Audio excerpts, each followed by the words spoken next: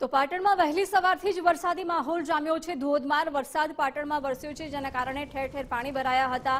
MLA પણ મેદાને ઉતર્યા હતા। ટ્રેક્ટર લઈને એમએલએ કિરીટ પટેલ મદદે નીકળ્યા હતા। પાટણ શહેરમાં ઠેર ઠેર પાણી ભરાયેલા છે। પાટણના અનેક વિસ્તારમાં જળબંબાકારની સ્થિતિ છે। આનંદ સરોવર જૂના બસ સ્ટેશનમાં પાણી ભરાઈ ગયા છે। સુભાષ ચોક સહિત વિસ્તારો પાણીમાં ગરકાવ થયા છે। પાણી ભરાતા સ્થાનિક રહીશોને ભારે મુશ્કેલીનો સામનો કરવો પડ્યો છે। એમએલએ કિરીટ પટેલ ટ્રેક્ટર લઈને લોકોની વહારે પહોંચ્યા હતા। ટ્રેક્ટર લઈને સોસાયટીમાં કિરીટ પટેલ લોકોને મળવા માટે ગયા હતા। ઠેર ઠેર પાણી ભરાઈ ગયા છે, જેના કારણે લોકો મુશ્કેલીમાં મુકાયા છે। પાટણમાં બપોર બાદ જે રીતે અનરાધાર વરસાદ વરસ્યો ને વરસાદ વરસવાના કારણે જે નીચાણવાળા વિસ્તારો છે તેમાં પાણી ભરાઈ જવાની સમસ્યાઓ છે તે સામે આવી છે। વર્ષોથી જે આ સમસ્યાઓ છે તેના કારણે જે ટેલિફોન એક્સચેન્જની સામે આવેલી જે કર્મભૂમિ સોસાયટી છે તેમાં પણ જે કહી શકાય કે પાણી ભરાઈ ગયું છે અને ઘરમાં પણ ઘૂસી તેવી હાલ તો નોબત આવી છે। પરંતુ કહી શકાય કે જે પાટણના જે એક્ટિવ ધારાસભ્ય છે તે પોતે ટ્રેક્ટર લઈને તે સોસાયટીમાં નીકળ્યા છે, લોકોની જે છે રાહે નીકળ્યા છે। શું કહેશો તમે પાણી ભરાઈ ગયું છે?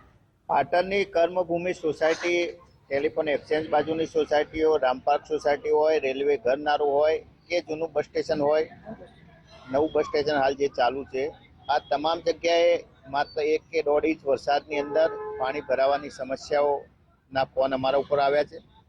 તાત્કાલિક જો આ કર્મભૂમિ સોસાયટીની અંદર જો વરસાદ બંધ નહીં થાય તો લોકોના ઘરોમાં પાણી ઘૂસે એવી પરિસ્થિતિ છે। શ્રીરામ પાર્ક સોસાયટીની અંદર પણ આવી પરિસ્થિતિ છે અને આ બાબતે સોસાયટીના રહીશોના મારા ઉપર ફોન આવેલા।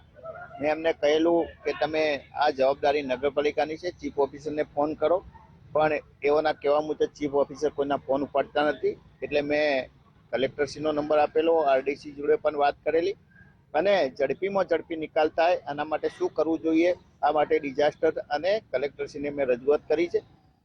આ વિસ્તારની અંદર ટ્રેક્ટર લઈને અમારે એટલા માટે આવવું પડ્યું કે ગાડી કે નાનું વ્હીકલ આવે એવી પરિસ્થિતિ નહોતી। એટલે આજે અમારા શહેર પ્રમુખ દીપકભાઈ પટેલ અને અમારા વિરોધ પક્ષના નેતા ભરતભાઈ ભાટિયા અમારા મિત્રો સાથે અમે આ વિસ્તારની મુલાકાતે આવ્યા છીએ। ચોક્કસથી હતા ધારાસભ્ય પાટણના જે કહી શકાય કે જે નીચાણવાળા જે વિસ્તારો છે તેમાં પાણી ભરાઈ જવાને લઈને જે લોકોના છે તે વારે કિરીટભાઈ પટેલ ત્યાં આવ્યા છે। કહી શકાય કે તેમને તંત્રને પણ જાણ કરી છે કે જે આ પાણી વધારે જો વરસાદ પડે તો તેમને આ લોકોનું ધ્યાન દોરવું જોઈએ। અખ્તર મંસૂરી, ગુજરાત ફર્સ્ટ, પાટણ।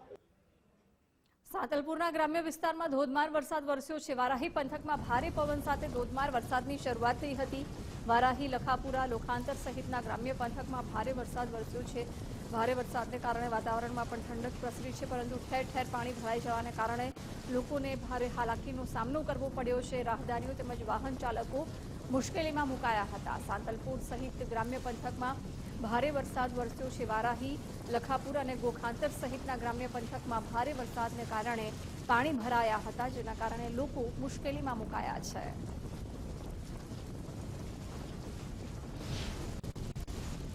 પાટણ જિલ્લામાં મેઘરાજાએ ધડબડાટી બોલાવી છે। પાટણના અનેક વિસ્તારમાં વરસાદી પાણીનો ભરાવો થયો છે। જૂના બસ સ્ટેશનથી પારેવા સર્કલ તરફ જતા રસ્તા પર પાણી જ પાણી જોવા મળી રહ્યા છે। માર્ગો પર પાણી ભરાઈ જવાને કારણે વાહન ચાલકો મુશ્કેલીમાં મુકાયા છે।